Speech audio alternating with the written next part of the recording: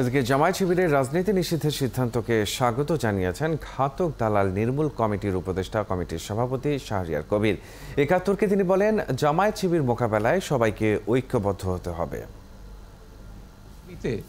Ultimate জিহাদ ছবিতে Saudi scholar doctor Irfan Alawi on camera বলছেন ২০০৮ সালে মধ্যপ্রাচ্যের দেশগুলো জামাত ইসলামীকে ৫০ বিলিয়ন পাউন্ড, আমাদের বাংলাদেশি টাকা তখনকার হিসেবে ৬৪,০০০ কোটি টাকা দিয়েছিল শুধু দক্ষিণ এশিয়া তাদের নেটওয়ার্কটাকে পরিপুষ্ট করবার জন্য।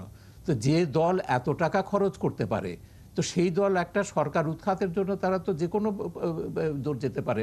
এবং এই ভাড়া করা যে টাকার উৎসগুলো কোথায়, এগুলো সরকার কেন প্রকাশ করে না? টাকা কোত্থেকে আসে?